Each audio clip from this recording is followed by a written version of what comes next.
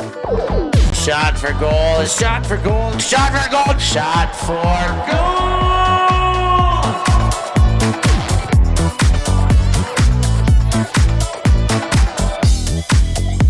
Good morning, good afternoon, good evening, depending on where you may be tuning in from, and welcome to Shot for Goal, a ULTI.TV show that brings you a bit of what's happening now in the world of Ultimate here in Europe, but all over the entire globe. I'm Stefan Rapazzo, alongside Mr. Noah Brinkworth. Noah, we're going to get closer and closer to going live with this show.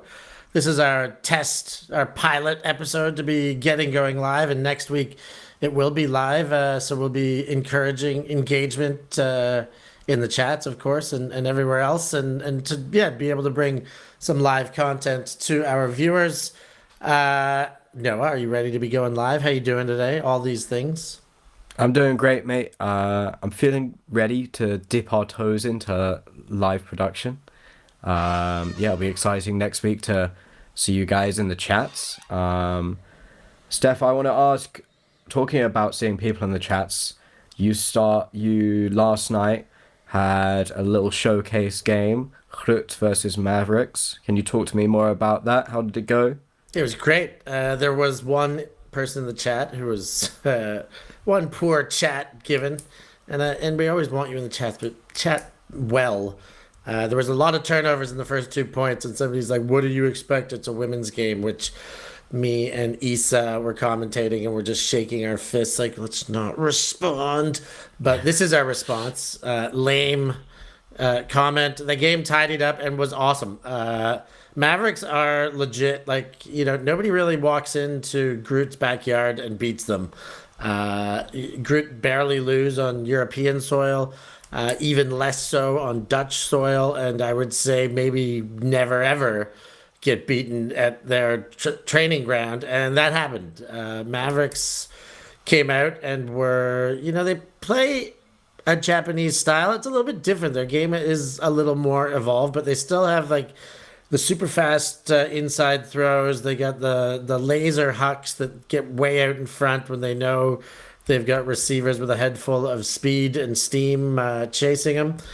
And they won. It was good. They went into a cultural exchange after, and they mixed up the two rosters.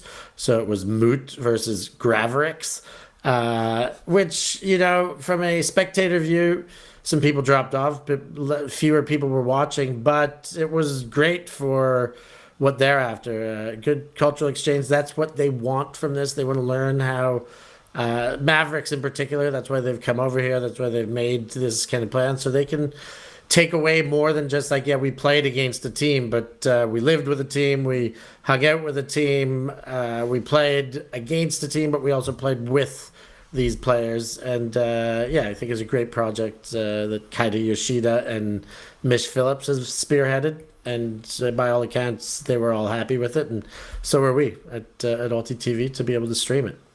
Yeah, it's awesome to get a stream out there, and I think it makes sense to do a bit of culture exchange and keep the vibe light. They're going to be playing each other many times over the week, so definitely don't want tempers to flare early on. We think probably they might have at least a 3-game series, maybe a 4-game series. Yeah, I reckon it's a guaranteed 4.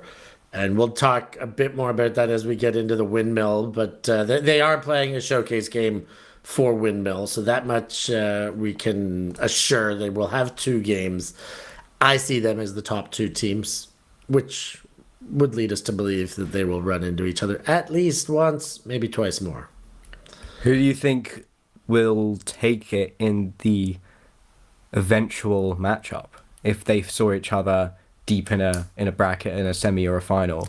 Well, do you back Mavericks based off last night, or still got Groot? So both of these teams were missing players. The difference is GRUT will be getting their players back for this weekend, and Mavericks, their 3 World Games players, are not here for obvious reasons. They're resting.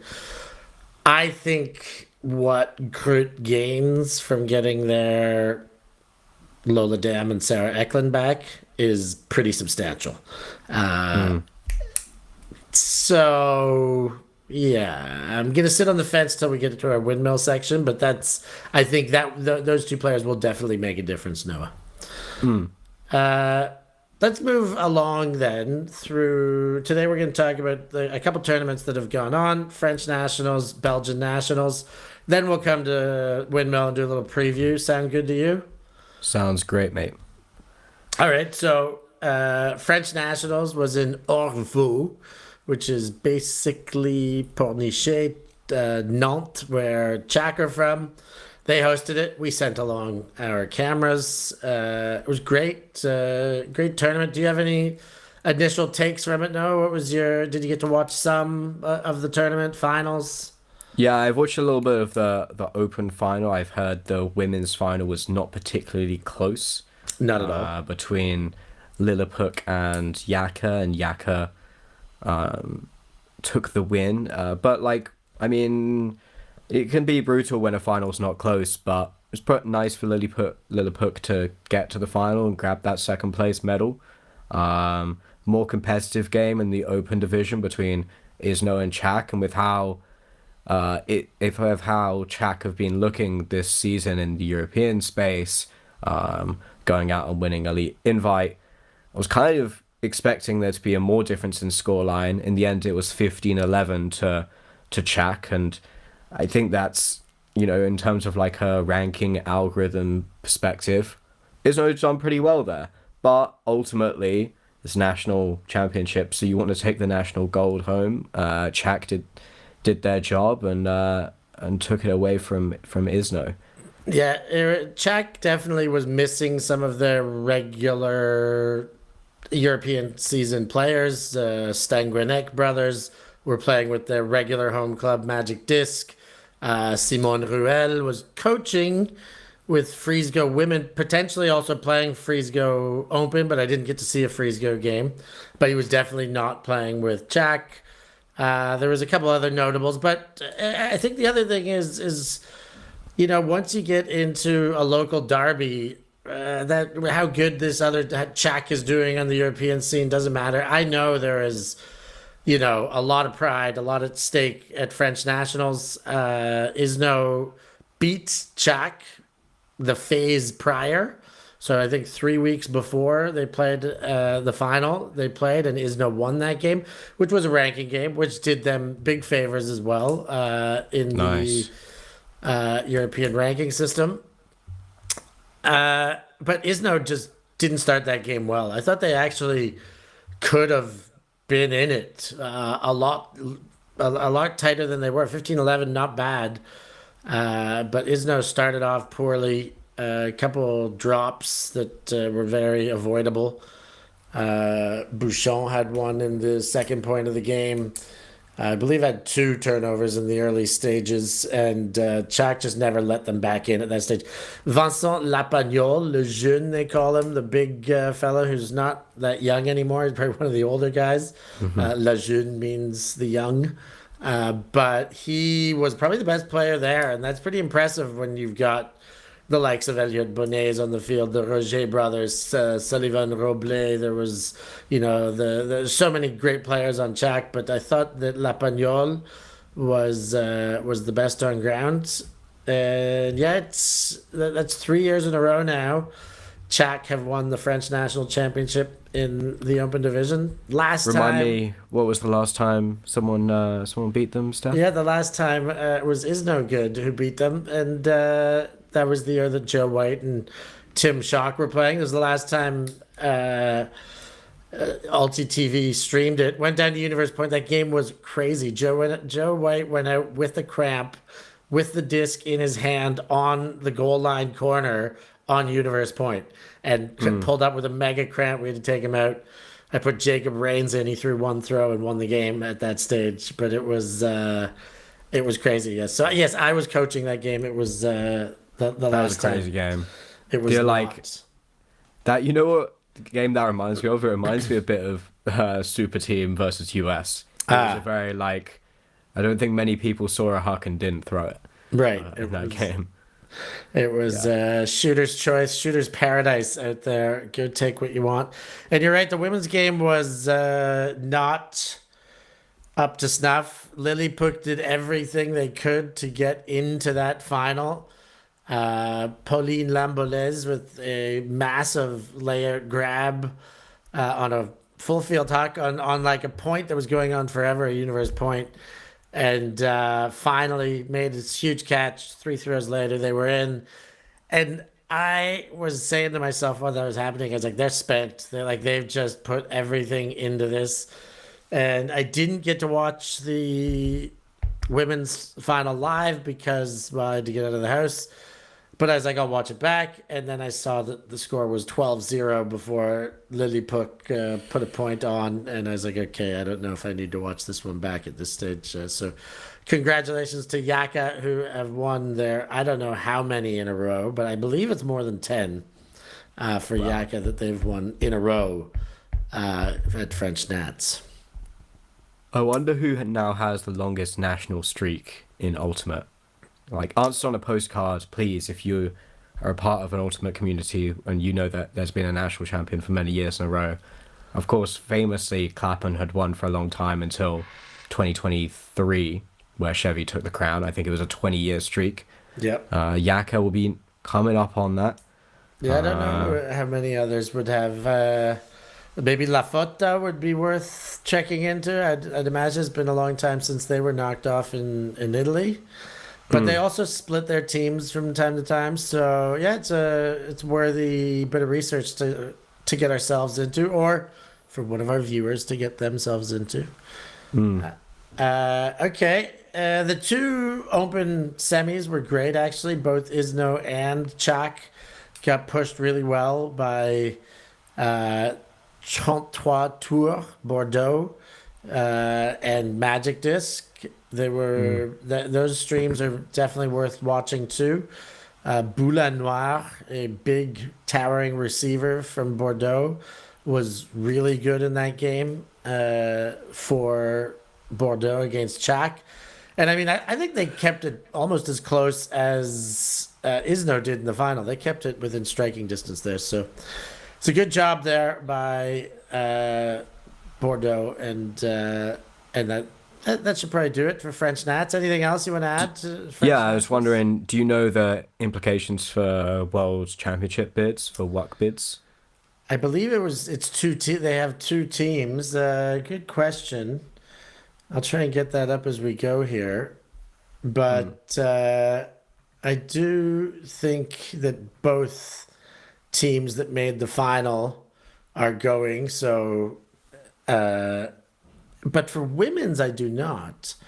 Let me see if I can get my hands on something as we talk here. Maybe Grabco is able to help us if he's there to get bid allocations for Worlds and how many France Be has. searching for it as well. All right. Well, we're all on top of things. While we're searching, I'm going to move us into Belgium. The week after, 1 week later, FFFD, we loved working with them, put the streams on, and then a week later, we went to Belgium, first time working with the Belgian Federation, and we went to Blaasmersen. I say it wrong, I know. Blaasmersen. Anyways, to Ghent, to their big recreational complex there. It's beautiful. Noah and I were both there, so we are a little bit more up to date on Belgium than we were France, even though I watched every single stream of France except the women's final. It was, start us off. Noah, what were your thoughts of the tournament? We were there for 1 day. Yeah, we just had the Sunday. So we got some kind of intriguing quarterfinals there. Saw the teams that were probably less likely to make the final first. Initially, I was really impressed with a team I'd never heard of before, Speckies in the women's division, playing in the pink. They had 3 sisters on that team, whose surnames escapes me. Oosters. The Oosters. Sisters. Oosters with the posters. Yeah. They were pretty sick for Speckies, and I think they ended up taking 3rd out of the tournament. Yep. didn't, unfortunately, had to run into Moon Cup 1. And we'll say Moon Cup 1 as we discuss more about this. But yeah, so, I mean, they had a great performance. The final in women's ended up being Moon 1 versus Moon 2. And credit to, I would say, Emma Sexton in a massive, massive way, put Moon 2 on her back.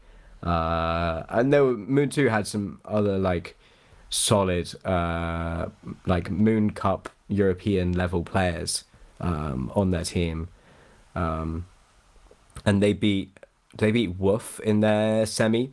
Yes. Yeah, and I think a lot of teams, like Woof, I think had, like, definitely, maybe MS Sexton was the best player on the field, but like their roster was pretty good, but I think they were playing through like 9 or 10 players. Not that they had loads of people on the sideline not playing. They just had 9 or 10 players and didn't quite have the legs to hang on throughout the game.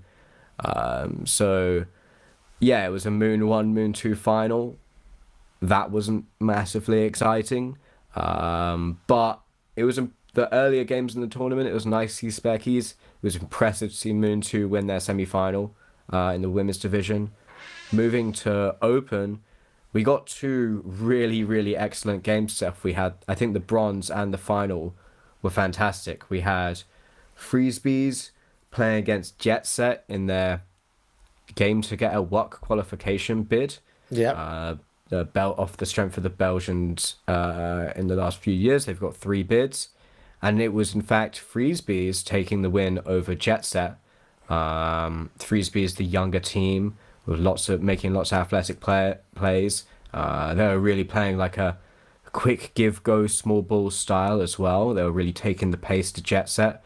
Jet Set kind of playing a more traditional style, trying to hit big, nice inside shots and like do nice and steady handling. But I think in the end, Frisbees had more of the legs, could generate a bit more defensive pressure, and took the game by a couple goals in the end. But it was back and forth, Steph. Yeah, that was. I really liked the final, but I still think the game of the weekend was that one, the game to go. Almost more pressure, I don't know. Winning a national championship is still important and big, but yeah, I thought it was incredible. Hanat was really good. Willems had a couple huge grabs for the bees. We had Sam de Stoop was in the booth there for that one, I think, or was that Iris and Christina? Ah, it was Iris and Christina. Yes, it was. De Stoop was in for the bronze game. No, it was De Stoop for the bronze game. Yeah. It's true. In the semi was Iris and Christina with the gentle Jet Set semi. Yes, which was also a good game. It was a good game as well, yeah. But not as good as the Frisbees one. Frisbees, they're an exciting brand of Ultimate. It's easy to get behind them. I really quite like Jet Set. I thought they played quite well. But you could see the fatigue. You could see that they were the older team from top to bottom of the roster, and the little whippersnappers from Bruges just had no quit in them. Every time, I was like, they need to take a time out here, and they wouldn't take it, and they'd respond, and they'd have the energy and the mental fortitude. And I think they're going to be a great program. They're so young and so strong. We'll see if Moon or Gentle try and scoop up their top players, or if they'll have that hometown pride and stay loyal and play knowing that they're all growing into a strong side together. Yeah, I think it's exciting for a team like that to have the big target of WUC there to go and get as well. And Bruges is a little bit further from, Brussels and from Gentle, that kind of I think a problem for Jet Set is Leuven is just so close to Brussels that it's tempting for players like Desmarais. I think Cortu was originally. There's another one of the young. It's Van der Oost. Van der Oost. And maybe I don't know about Betrancourt, but I was thinking Van der that. Oost is Yeah. definitely there. This year's his first year, but he was a jet set player who's shifted. And so, Uh, like, I think it's better for Bruges to have a bit of that separation. They've got the big goal of 2026 Worlds. I think they're going to be, like, a hard team to beat at Worlds if they stick together and improve. the French, by the way, 2 bids in all 3 divisions as of June 4th, which I believe is the last update. So that means Lilliput have earned themselves a bid to Worlds by winning that semi, even though they got smashed in their final.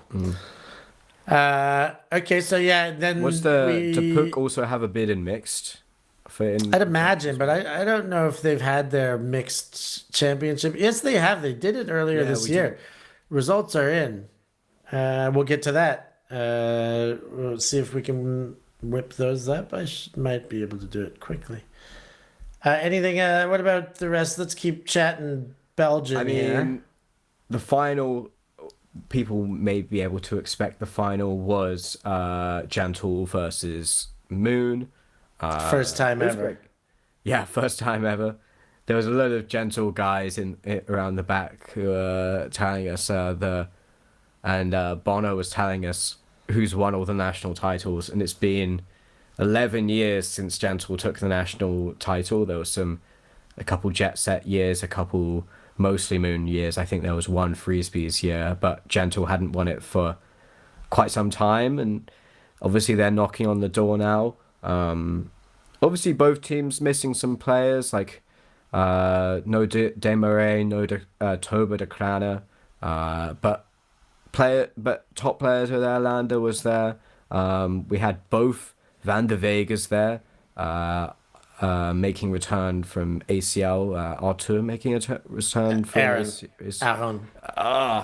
I managed to get it wrong. It's like a USB cable, Steph. I managed to plug it in the wrong way every time. But yeah, it was cool to see both Van de Vegas back, and another player that was very cool to see back was a certain Ref Yonkers making his return onto the field. Yeah, Ref he was pretty good. Yeah, Ref was great to see. Yeah, I thought he was very, like, it's tough to say has not missed a step, but was cruising right along.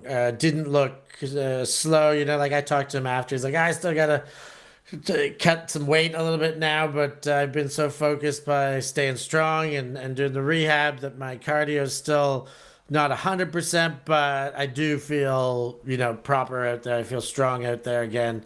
And he looked it. He looked great. Adding him back into an offense that when he left, he was the best player. And now, sure, like first game in, maybe not the best on that team, but I don't think it'll take long till he is right back up in that upper echelon of top contributors. He was a bit more of a threat as a target. I think that's what the thing is with Ref. He's got such great throws. He can do it all. He's kind of a bit like Arvid's, Karklint's. Both of them should play upfield because how good of targets they are, but easily could both be handlers and play behind the disc because they're both incredible throwers too. Moon have I think plenty of great handlers as well, so it makes more sense for them to play downfield. I think obviously I think Benji over the last couple of years has become a pretty pure handler player, and Arthur was really good in the game. I thought Fellow might have actually been perhaps the best player on their O-line. He was really getting them out of trouble, really taking aggressive downfield shots. He had a fantastic game. Yeah, Feller was good. I've had him on ISOCAM kind of a bit less now because when he first came back, I was like, I'm going to keep my eye on him. Speed was never his strongest attribute. And I swear he's faster now than he was pre-injury. He's leaner. He's in better shape. He sees the game as well as ever, if not better now, after coaching and doing his time behind the bench. And look out if Arthur Feller is going to be one of the top contributors on Moon, and then it's just one more problem for the opposition. They're getting deep. I'm looking forward to seeing this team at U.S. Open, as well as later in the year. And Arthur Feller, he's going to be going to the U.S. to play Rally Durham United as well. So good things for Moon, and I'm really happy to see Feller, really stepping up and not just like coming back from injury, but like coming back and continuing to get better post major injury and surgery. Someone who did pick up an injury for that final though was Gaten van der Broek. He was off on the sideline, so it's just as Moon get back to full strength, it seems like another player goes down. And I think that it's tough for Moon to be full strength with all of their international movements and players like Desmarais and Sofiane, and then you can also count players like Arters. But I haven't heard much about that Van der Broek injury, but maybe affecting their US Open roster. Steph, do you know what players are gonna be showing up for Moon at US Open? I know it's not a full roster. I know Ochinsky and Bakemans won't be there. And beyond that, no, I'm not sure who to expect or who not to expect. But I know that those two are missing. I know Dan will be there. I know the Yonkers brothers will be there. I'm pretty sure Arvids will be there. Like, I know a lot of the top end of their roster is going to be there. But I mean, Awesome. The depth is what makes Moon. Is it? I do think they are just so strong, especially on their D lines. I do think the depth is what makes Moon so potent because they've got such a strong O line and they can just bring wave after wave of athleticism. It's pretty amazing stuff. There's definitely going to be more and more confident players based on players who've got their US reps. They shouldn't be going over and be scared. I'm thinking players like Abeltinch and Blasman. Sofiane has obviously made great impact for Chicago. And more like they should be going into the US Open confident that they can take some games off these American teams. I don't think Blasman is playing Moon this year, but who knows if he's going to US Open. That would be an interesting take for them to see if they could get him for one tournament. But I do believe when he does come back from Northern America, he will be playing with Groot once again. So you're right. I think you're right. In fact, we might. I don't know if we'll see him this weekend with Groot. They are playing at Windmill in the Open division. He was not on the roster from my memory, but we're gonna check again in a second. Anything else from Belgian Nationals that stood out? Anything from that final? I think a player to shout out. There was Peterkans, I think, was number 84. He had a fantastic game. I thought he was great. There was a little argy-bargy moment, Steph, at the end there, where we were not that happy about some contacts being caused. You may have seen the thread. Delas online. Yeah, he got beat up on Reddit. The more I watch it, the more I can kind of okay, maybe it wasn't an absolute burial scene, but it was mostly an aggressive hey, I turn into him and sit it down. If you haven't seen it, you should watch the game, of course, but check out that moment. It's in the comments. Somebody's linked the timestamp. But I thought still uncalled for, and hopefully he's had enough time to watch it back and say, yeah, I should have avoided that. And, maybe if I could have done that, I could have avoided being a target on Reddit. But them's the breaks. Gentle and Moon, no love lost, but I do think they still have a pretty spirited hit out when they have these games, these national, when it's all on the line for the national championship. Gentle just wants so bad to beat them now. We were chatting with them after they were having a couple libations and ordering some pizzas and having a good old time, but still it's they got us again, they're good, but we don't hate them. We just really want to beat them. It was kind of the global response. And maybe one of these days that Gentle youth program is coming. So it's bound to happen. But will Bruges get there before Gentle now is the question with the Frisbee's youth program. Maybe a step ahead. Yeah, it's true. And I think that we need some of these youth programs to start firing through on the women's side as well. We talked to the Gentle coaches after the tournament, and they said they made a big error in the quarterfinal and got knocked out early on the women's side. And I think they're a good Gentle team. It'll be really nice to see a Belgian team that can compete with Moon Cup in the same way that Gentle are competing with Moon Catchers. That's it. Both Moon Catchers and Moon Cup are not shy to get ring-in externals. Should we touch on the rumor mill that I hear is coming up? Yeah, we can touch on the rumor mill. Well, I mean, you've got all the rumors. I got info. And I was never sounds sworn. like more than a rumor. It sounds like well. So the rumor mill is that somebody has asked to be on this team, and then I checked in with Brice Vanet and said, "I hear you've got a certain French World Games player who has put in their interest to be on the team." And he's like, "Well, if you heard it, then it's probably not wrong." I think the response was that, and I was like, "So you're taking them?" He's like, "If it's going to help us, we'll be taking them."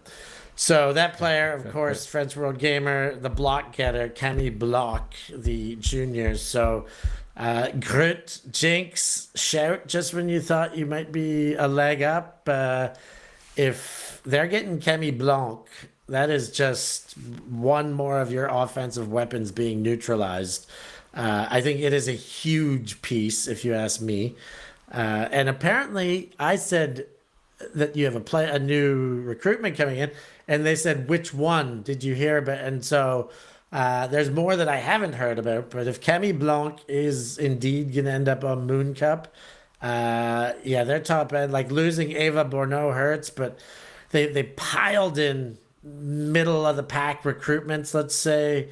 This offseason, Lison's still there, Carmen Lagala's still there, Maywin Leduc still there. You get Camille Blanc to add to the Brussels core that they've got. Ophélie Gavillet is there now. Emma Sexton, the way she's playing.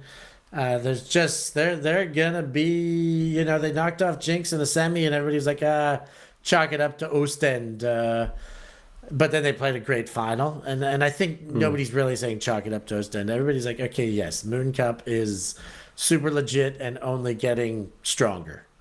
Only getting stronger. Like, I don't think there would be any talk of it being a bit of a fluke if they made the final this year, and very well if they won this year. If they continue getting stronger, I think it's good for the sport that teams are recruiting throughout the season, and I think that it seems like tryouts are almost shrinking importance. I think, part of it was the EUF introducing a thing called the transfer window.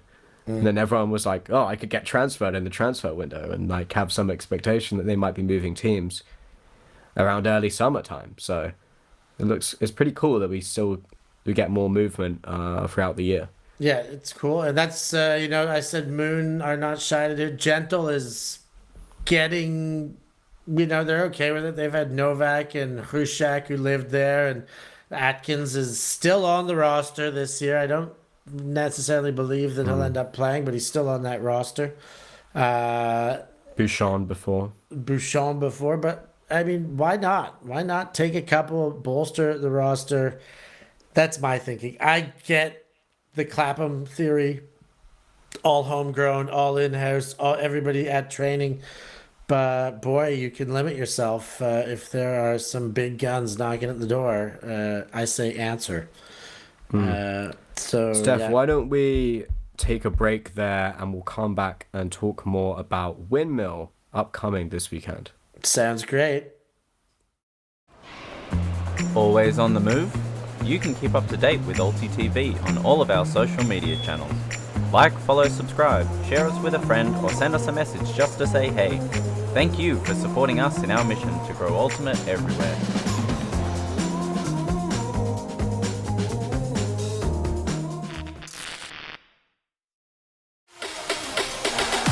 Oh my goodness! That is unbelievable!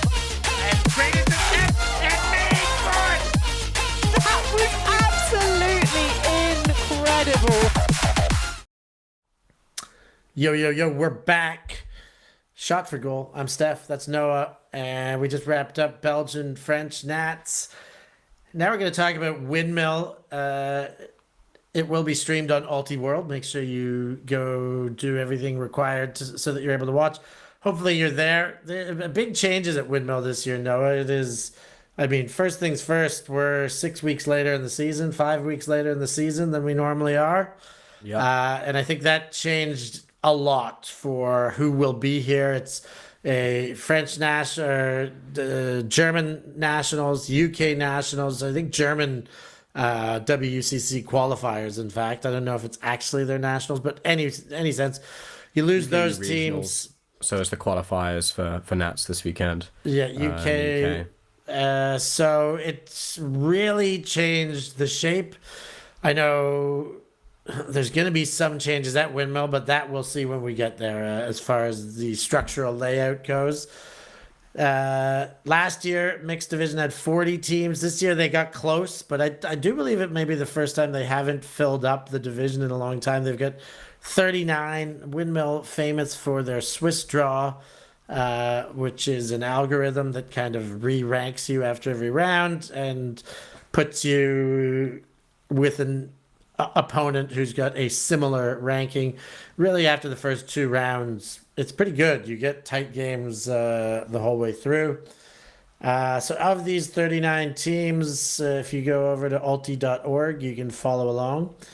But Noah, last year's champs, Tokai Super Team.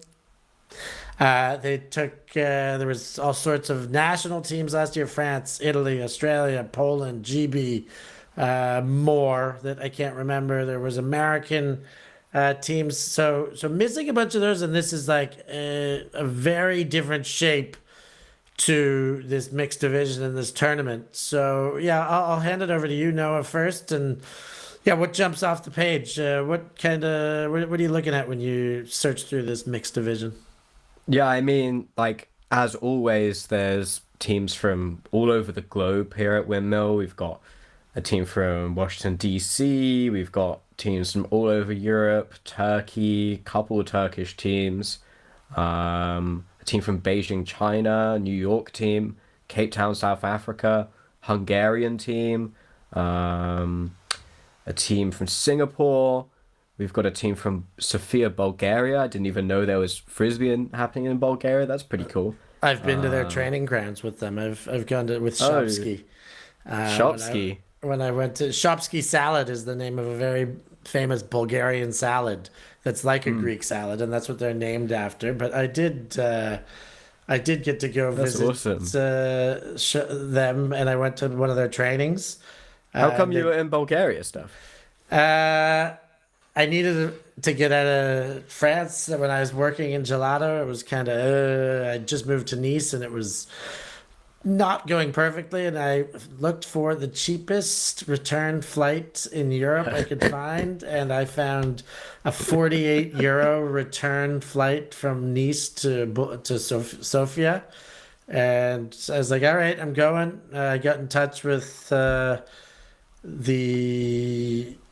now what was his name? Is he on here? But I spoke to Nemo, and he passed on the name of the guy. I'm so angry I forget his name, and I don't see it on here, who runs it. You see Alex Benedict is playing with Shopski. She had been there. Oh, sick. She had been there before. I remember them talking, yeah, Alex Benedict's come here a couple times and trained with us. And so they're getting, I think they're getting better and better. They've got a couple young players showing up on some big rosters. Even I believe the Diskin team here looks pretty strong. Has one of the stronger Bulgarian players on it. But yeah, their field was maybe the most ghetto field I'd ever seen. Trash and garbage all over on one side. But they were making the best of it and showing up and playing and finding a way to be able to play Ultimate in Sofia. Yeah, that's awesome. Like one of my favorite things about going to Windmill is that teams around the globe have picked it as a bit of a destination tournament, and Windmill is always kind of open to taking those teams that it's like the only team from the country or the first time we've had a team from the country there. It's hard to see a team that is a standout favorite to win the tournament. I mean, you were talking about that Diskin team.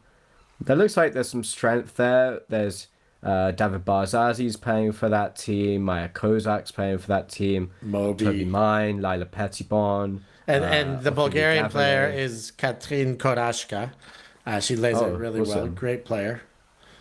Yeah, and it's like obviously Diskin just took place, Steph. Allegedly the last ever Diskin. I'm not sure if I've heard. I kind of heard a bit of a rumor it might not be the last one, but who knows what's happening there. Only 14 players on the roster. That's my worry. Yeah, it's a short roster, and Windmill can be pretty brutal. You're playing one in, one off. If you and with the Swiss draw, you don't get as many of those like absolute beat up games that you might do with pool play. I've already told you my pick, right? No. Well, kind of. I told you, but I like Guayota. I think they're gonna have the most team cohesion here, or amongst the most. They are, yes, renowned for their work on the beach, but they're no schleps on the grass. They got all three Navasas, Gabaldoni, Olya Kochenovas playing with them. Simona Stefanelli, the Italian, who won with the CFC team, El Contratto last year. They're just good all across the board.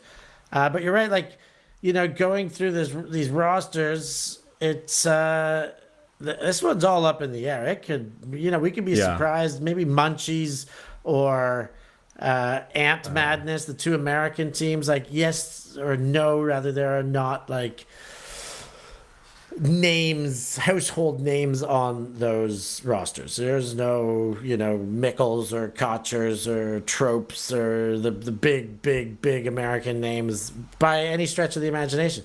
But U.S. has showed us many times in the past that their middle of the pack talent can go toe to toe with top end European talent. And in this case, it's, I think because the division has taken a hit because of the timing and a lot of these top teams were unable to make it from Europe, that does give even more of a chance for these Americans to potentially take a Windmill. Yeah, let me give you some teams I think in with a shot, Steph. All right. I think Zurich have a shot. I think Skorillas have a shot. Boom, Skorillas. I thought they were a party team, Noah. You've been singing the praises of Skorillas. I do. Telling me they're getting better and better. Yeah, but I do. I don't care as long as if they stop wearing the skirts, I'm not interested. So you've got to get better and keep wearing the skirts, Skorillas. That's how it has to be. Savage have a shot. Superfly, the Singapore team, have a shot. This Quixote's team, isn't Quixote also playing in the Open Division? Or maybe no, not. I don't think so. But I was just looking at the Quixote's team too. Is this Sergio Monterde? They've got two Monterdes. Yeah, they'll be pretty good. Yeah, they've got a shot. I think that Munchies have a shot. The New York team. I think that Guayota have a good shot. I think that Diskin have a shot. I think the other kind of Diskin team, Chimera, have a shot. And Ant Madness. And AKS Warsaw. They have a shot as well. So you're telling me it's wide open because you've just named it's wide open. There's like 10 teams. It's probably like 8 to 10 teams out of like the field of 40 who I think Yeah, I think Might it's be wide good open enough. too. If I have to pick, I'm gonna go Guayota, because you have to. Yeah. But geez, it really is anyone. I'm looking at the AKS roster now.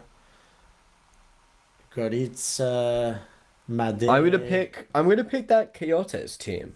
Is who I'm gonna go with. Okay, so like double Spain picks, which is rare on grass, but I like it.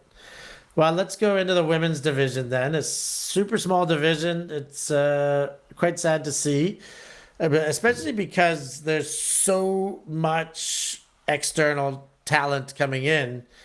Yeah. We talked about Mavericks already, so Tokyo Mavericks. You got Aerosol from Bogota, Colombia. You got Bamboo from Bogota, Colombia. You got La Septima from Bogota, Colombia.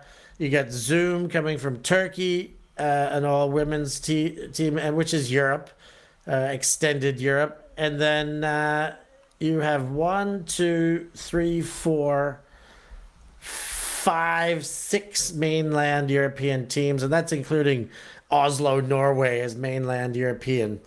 So it's a little sad. Where you that at, there's- Europe? Europe, where you at?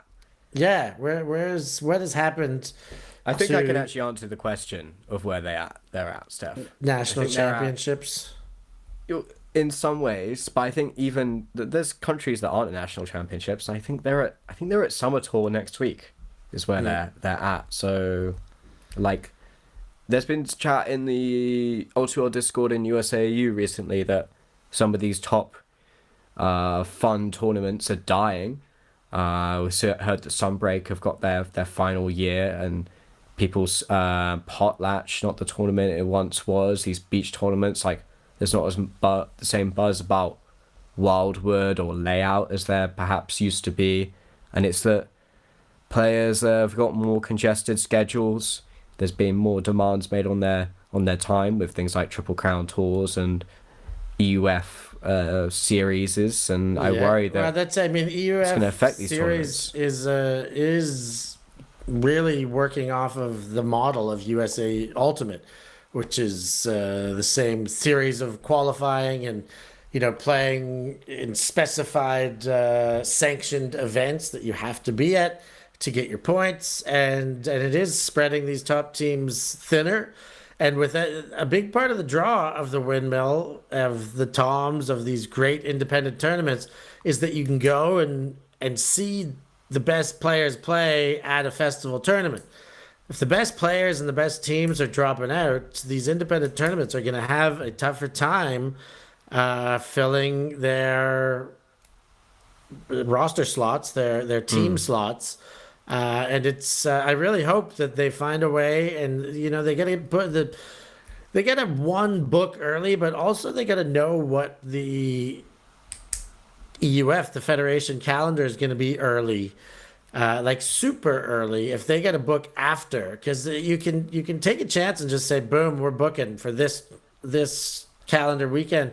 But then if the EUF comes and puts their summer tour on that weekend, well, you're going to lose potentially 20 teams. They put it on Elite Invite. Well, like, we kind of know where that tournament is now, but you put it on a fixed tournament like that, you're going to lose even more teams. And it's something that has to be delicately balanced. I think there has to be collaboration between tournament directors and the federation to be able to, and then so they can both do their independent work with the venues, with their field bookings, and then with their promo and everything else they need to do to keep these tournaments. We definitely want to see these on the calendar and have them continue into the sunset and beyond. I've heard, I'm pretty sure this is correct, that Windmill this year isn't EUF sanctioned, that games here cannot be EUF ranking games. Interesting. I believe even you're if right. teams- I do believe that is the case. Again, it's not going to affect many in the women's division. I guess East Block, 3SB, catch up, Yeah. Groot, and maybe Gravity and Flame. But I think there's a decent chunk of those women's teams and open teams that would be trying to get games in. And I know I was talking to Lou yesterday, who's coaching Eastblock this year, and they're really trying to get games in and would probably want some of these Windmill games to be like that's the thing. sanctioned Like if possible. maybe I know it's tough. I know it's got to be tough talking to some of the tournament directors, but that could be something that's keeping teams out as well. Is okay, these teams need to get their 10 games in. We go to Windmill, yeah, we're gonna have fun. It's kind of expensive for us to go there and have fun and still have to go chasing games to pick up. If this counts for nothing and we got to go get 5 more games or 3 more games, let's just save our money, travel to this other tournament or to summer tour or to go visit a team that needs the same games and set up our own games and do it so we can make sure we can play for the European Championship.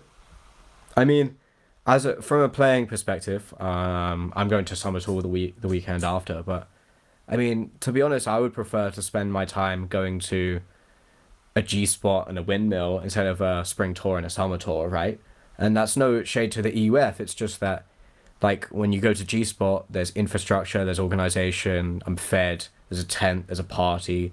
Like, there's all of these, there's the culture of 20 years of history of the tournaments. I think that in general, players are going to have a better time if they go to these, like, party-esque tournaments that actually have more of a more sort of amenities instead of like the EUF tournaments, which Bare like bones. the fields, lines, tents, maybe a VO camera, like, but everyone just goes home to their accom after the end of the day and Yeah, I mean it's turned Doesn't hang ultra out. competitive. It's kind of what we want as far as the level of ultimate increasing, but to what end, to what sacrifice? It's tough. I think the state of play right now is something that a lot of people are discussing, and I don't know if there's any concrete answers. This is what needs to happen. It's easier to disagree when things aren't working for any kind of ultimate provider, but I mean, there's some things they're definitely getting right, Steph, right? Elite is an event that I think has solidified itself as really worthwhile for oh players. yeah, And it's a these teams cracking are- event. yeah, like these teams, the very top teams, they don't want all the pageantry. And They're really not here to party whatsoever. They want to be on nice fields and play a great tournament and play the other elite teams and play yeah, close games. and if you can have a drink when it's all said and done, you do that on your own Yeah. accord, and that's fine. And I think what I'm saying is that's fine. Even with the summer tours, I think it's fine too. You got to build your own culture, your own vibe and ambiance as you get going. It will grow, it will get better. But if that's taking away from these existing tournaments, then there's got to be a way for coexisting. Anyways, let's talk women's division Windmill. We got off topic there. The Mavericks GRUT women are the choice that we talked about off the top. Seems like it could be the obvious choice. Yeah, I think I can't see it not being the final. I mean, look, I'm a big catch-up fan. I think they're going to push probably the next most of all of the European teams. I think they'll probably be the second best European team. 3SB were really great at Vienna Spring Break. They solidified the one Czech WUC bid. Looking like, do we have Toshnarovas? No at this tournament? toasties. No No. Toshties. Then I don't think they're really going to be challenging at the very top. Only 15 players as well. And then these don't three know- Colombian teams. I don't know what we're gonna Yeah. get out of the three Colombians. I'd say Aerosol of the three probably have the best winning reputation, but that is speculative. I have not gone back and looked at results right now. This is based on how I see them popping up here and there. All three of them I know of. I've heard Luna, of course, Luna Andrade playing with Bamboo. That's her old team, and one of her first tattoos is the Bamboo logo on her leg. So I'll have, I'll have a soft spot for them, cheering for Luna and her club as well. Natalia But Gomez, did she play for the women's national team last year? Natalia Bocanegra Gomez, where is she? On this Aerosol team. On Eriksson. Natalia is Yaka. She plays with Yaka, and she was on the French national team, but that is not her. That's Natalia Bocanegra Gomez. Natalia Gomez wearing a Sixers jersey. I'm not sure who that one is. It's just a name that jumped out to me. So I remember. It's yeah. Obviously, like it's hard for for everyone on all of these teams to travel. Like it's super expensive to get to Europe from Colombia. So It's a lot of small rosters. yeah, like it doesn't often reflect the true quality of those Colombian teams we're going to see at WUC, for example. I think that's when you can expect full or near full teams to travel out and play real close. But I think that semis will be Mavericks and GRUT beating up, catch up, and the best Colombian team was All my right, I think prediction. And I then like that. Mavericks GRUT final. I'm going Mavericks. Mavericks to take it. That'd be huge. Mavericks to take it. I think GRUT are gonna take it, and I think they're gonna beat Mavericks in a very close game. I will say, geez, it's tough to not go with what you're saying, because that makes a whole lot of sense to me. You could fade the Colombians. But I I'll just find it pick. hard to fade I'll just catch pick up. my Colombian. I'll just go out and say that it will be. I was gonna say Aerosol, but they get the small roster. Aerosol. I'll say Aerosol. It's gonna be Aerosol in the semis. Awesome. Let's move into open here. We gotta get ourselves caught up kind of quickly, but we're all good. Open. Noah, I know you said gentle.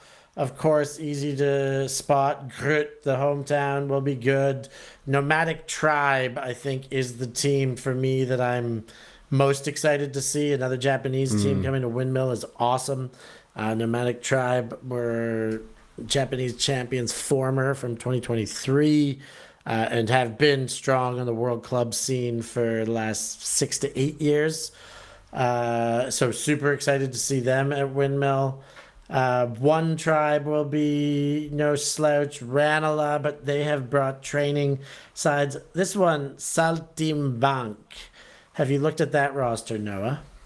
No, I haven't, but you did tell me that they're a French combo team. Yeah, it's kind of like Chak, Isnoe, Begdem, Luca Bouchon, Caligaro, Nemo Cortil. yeah, Olivier Gibert. And these are the ones that are not, and Ulysse Rouillard, that are not Chak.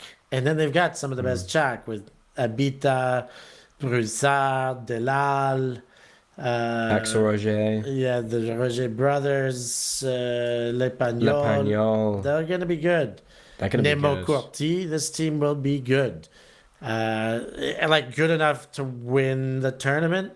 Maybe. Why not? They'll be lacking some total cohesion, but not much. They'll be, I reckon they are semis worthy, even with the amount of top teams here.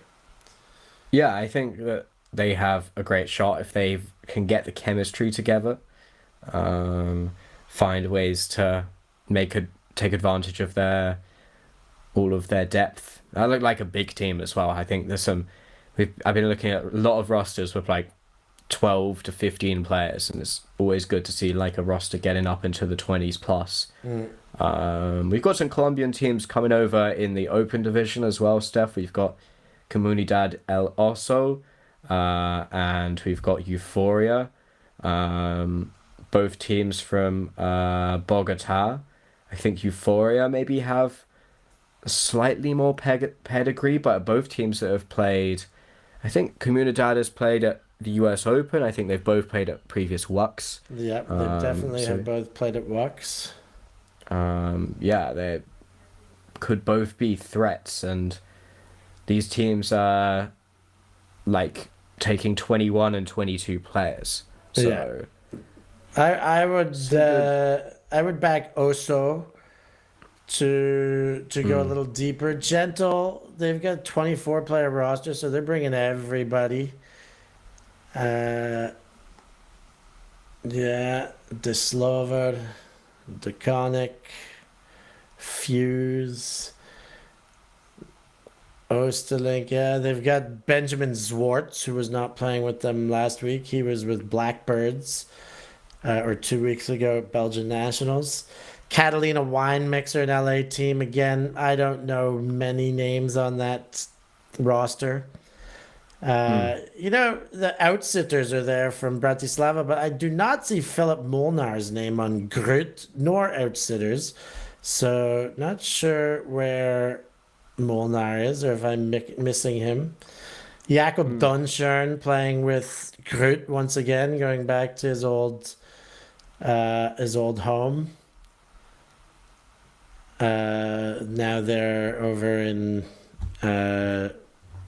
not Ketchup, Mosquitoes for the season, but they will join GRUT once again. Ketchup here. Speaking of, they're pretty impressive at Vienna Spring Break. Yeah, they were like a really solid team. There's some good strength coming out of Austria at the moment. Yeah, and Symbiosis is the other Austrian team, which is basically the combination of Forward and the Big Easy, as I'm told. So they could be good. I heard that this already happened. Like, is this not what Echo is? Is Echo not already the combination of Forward and Symbiosis? Forward and the Big Easy?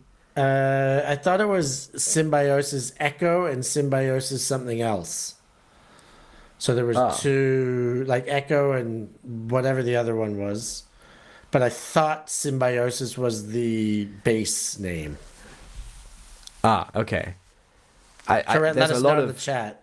lot of rebranding in the Austrian scene this year. And It's I hard to think the keep one up. team that if you don't give them the respect, they're going to take it from you, as they've done, is One Tribe.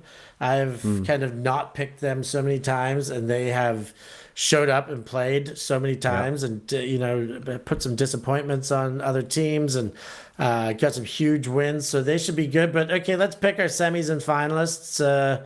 I'll let you go first if you like. I'll go first if you'd like. Whatever you like. You go first. Okay. I will not think that Groot and Nomadic Tribe are they're for sure getting into the semis. Yeah. Then I'm going to say Gentle's going to get upset here. I think Saltimbank will get in, and I think Comunidad El Oso will get in. So those are my four. You want to go your four first, and then I'll do finals? Yeah, I have the same, but I'm fading Comunidad and I'm taking Gentle. Okay. So we both got Groot, Nomadic, and Salting Bank. Okay, and then so who knows how these will shake out, and that will have a lot of bearing, but with Swiss Draw we'll never know, so we'll just have to pick our top two, and mine, as I said from the top, will be the hometown versus Japan. I think it's going to be the same in Open and Women's. Yeah, I'm gonna stick with that as well. Who do you have? This time I'm taking the visitors. I'm taking the hometown. Okay, all right, so we get some difference there. I like it. Nice. No. Exciting stuff. You are on your way to Windmill. Were you going to get on a plane in a couple hours now? I'm leaving the house in 2 hours, hit stuff. Okay, I'm in Amsterdam right now already. Well, I'm in Hilversum. Hillywood, as they say. Apparently. Whoa. And I'm very excited. I'll be going down the road tomorrow morning and looking forward to getting everything underway and bringing more Ultimate. And with that, Noah, I think we're going to be all said and done here. First time semi-live. Next week will be legit live. Make sure you're tuning in. Make sure you're watching. It's been a pleasure to be doing this, to bring you our thoughts and opinions on what's going on in the world of Ultimate. Noah Brinkworth, I'm Stefan Rapazzo. Thanks for joining us. We'll catch you next time.